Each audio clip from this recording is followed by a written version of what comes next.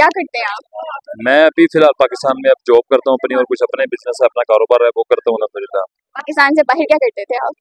पाकिस्तान से बाहर मैं सऊदी अरब में काम करता था, एज सुपरवाइजर जॉब करता रहा हूँ अल्हम्दुलिल्लाह मैं वहाँ पर ना। पाकिस्तान ज्यादा अच्छा मुल्क है या सऊदी अरेबिया?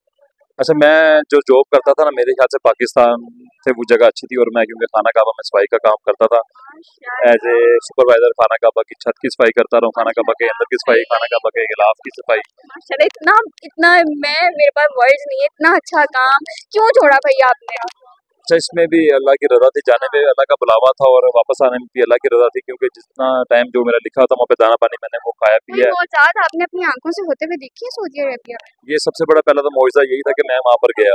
मैं एक नाचीज अदना था आदमी था, कभी सोचा भी नहीं था कि वहाँ पे जाएंगे। एक बंदे की तैयारी होती है ना हर चीज़ की, ऐसे रैंडमली हम लोग शादी करते हैं, कोई प्रोग्राम करते हैं, घर में कोई भी चीज़ होती है उसकी हम तैयारी करते हैं। तो मेरी इस चीज़ के लिए कोई तैयारी भी नहीं थी। मेरे लिए सबसे बड़ा ये मौजज़ा ये था कि ना मेरी कोई तैयारी थी, एक अचानक ही दोस्त आए हैं, पासपोर्ट लिया और 3 दिन में वीज़ा लग गया, और 11 दिन में फ्लाई कर गए, और हज की नीयत की थी अल्हम्दुलिल्लाह, और जाते ही अल्लाह ताला ने हज भी करवा दिया। तो ये सबसे बड़ा मौजज़ा मेरे लिए ये है। और फिर सेकंड ये कि टीवी में कभी देखा करते थे इतनी दूर, कोसों मील दूर के खाना काबा ये है, अल्लाह ताला ने उसपे हमें खाना काबा की छत पे भी चढ़ा दिया और वहाँ की सफाई भी कर दी। उससे बड़ा मौजज़ा ये क्या होगा। माशाल्लाह माशाल्लाह, बहुत भाई, ये तो मैं मुझे लगता है दुनिया का बेहतरीन काम है और आप ये खुशकिस्मत इंसान है, आपने ये काम आपके हिस्से में आया गया। और इससे बड़ा मौजज़ा कि ये खाना काबा की छत पर एक दफ़ा नहीं, 2 दफ़ा नहीं, 3 दफ़ा अल्हम्दुलिल्लाह की जहाँ पे जालत जी खड़े के अज़ान दिया करते थे। तो इससे बड़ी क्या बात हो गई, मौजज़े वाली क्या बात है कि मैं इसको मौजज़ा ही कहूँगा कि लोग को खाना काबा के दरवाजे को, खाना काबा के गिलाफ को, गेट को, रुकन यमानी को, हिजर असवद को, हतीम में जाकर नमाज पढ़ने की ख्वाहिश रखते हैं, लेकिन मैंने वहाँ पे अल्हम्दुलिल्लाह सफाई की है, अपने इन हाथों से सफाई की है, उनका बहुत से पोछा किया। लोग होते हैं जो हिजरा असवद को मतलब जाते हैं पास, फिर वापस नाकाम आ जाते हैं। मैं खुद 2-3 दफा गई थी, मेरे पापा को इतनी बुरी चोट लगी कि मैं बता नहीं सकती। लेकिन मैं भाई, आप बहुत ही खुशकिस्मत इंसान है, बहुत लकी हैं आप, माशाल्लाह माशाल्लाह। इसके अलावा आप जिंदगी में क्या करते हैं? मैं पाकिस्तान आ गया हूँ और अपनी फैमिली के लिए यहाँ पे स्ट्रगल कर रहा हूँ। एक जॉब करता हूँ, फिर शाम को अपना बिजनेस भी करता हूँ, और ये 2 काम है, यानी कि यहाँ पे एक काम से तो गुजारा नहीं होता, 2-3 काम करने पड़ते हैं। अल्हम्दुलिल्लाह कर रहा हूँ।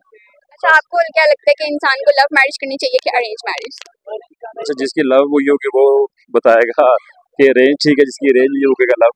लेकिन आपकी क्या हुई है? मेरी अल्हम्दुलिल्लाह रेंज ये सऊदी अरब से ही हुई है। वहाँ पे मैं जॉब करता था, वहाँ पे किसी ने मेरा रिश्ता करवाया, और मेरी शादी यहाँ पे अल्हम्दुलिल्लाह हुई है जहाँ पे। आपको लगता है कि आपकी लव मैरिज होनी चाहिए थी? अच्छा, मैंने रेंज पे लव कर लिया है, तो ये भी अच्छी ये बात अच्छी है। बात है ना, बहुत अच्छी बात है, नहीं नहीं, सही बात है।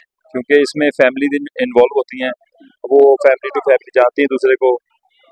जो लव होता है उसमें सिर्फ आप लड़का और लड़की जरूर जानते हैं, फैमिली नहीं जानती। तो वो मेरे ख्याल से बाद में जाके शायद इशू भी बनते होंगे कि उस फैमिली में कोई आपको पसंद नहीं कर रहा, आपकी फैमिली में कोई लड़की को पसंद नहीं कर एडजस्ट रहा। करना मुश्किल वो होता बड़ा मुश्किल होता है मेरे ख्याल से, लेकिन उसका बड़ी कामयाब भी जाती हैं। लेकिन अभी तक मेरे ख्याल से जो सोशल मीडिया पर या जितने भी हमने देखी हैं, अक्सर मेरे ख्याल से वो यही मसले मसाइल होते हैं कि आपकी फैमिली में या मेरी फैमिली में ये मुझे वो पसंद नहीं करते। लेकिन एक शादी की है, जायज़ चीज़ की है, नाजायज़ तो नहीं किया। फिर एडजस्ट करना पड़ता है, चाहे अरेंज भी हो, अरेंज में भी काफ़ी मसले मसाइल होते हैं, लेकिन एडजस्ट करना चाहिए मेरे ख्याल से।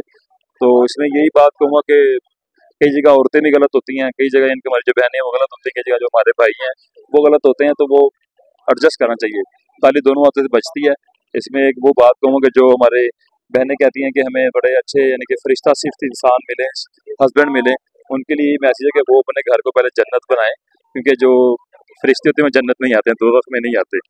और जो हमारी भाई हैं जो कहते हैं हमें बीवियाँ जो है हूरों जैसी मिले ना, तो वो पहले अपने आप को जो है ना वो बनाए, फरिश्ता बनाए, क्योंकि जो हूरें फरिश्तों को मिलती हैं, शैतानों को नहीं मिलती। आप एक तो आपने माशाल्लाह जिंदगी में इतना बेहतरीन काम किया जिनकी लोगों को विश होती है, ऊपर से इतनी अच्छी थॉट्स, भाई कमाल के बनते हैं आप। अच्छा मुझे बताएं, सुबह उठते साथ ही आप सबसे पहला काम क्या करते हैं?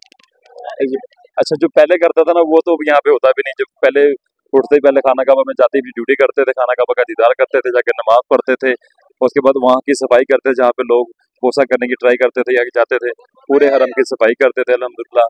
तो अब पाकिस्तान में आके पहले उठते हैं पहले तो अल्लाह को अकबर कहते हैं, उसके बाद दूसरा रैंडमली वही जो हर बंदा करता है, पहले मोबाइल चेक करता है किसका मैसेज आया हुआ है, किसका व्हाट्सअप आया हुआ है, ये चीज़ होती है। उसके बाद फिर अपना उठते हैं, पानी शानी पीते हैं, उसके बाद अपनी ड्यूटी के लिए तैयारी शुरू कर देते हैं और अपने जॉब पर चले जाते हैं। हमारी ऑडियंस को कोई मैसेज देना चाहेंगे आप?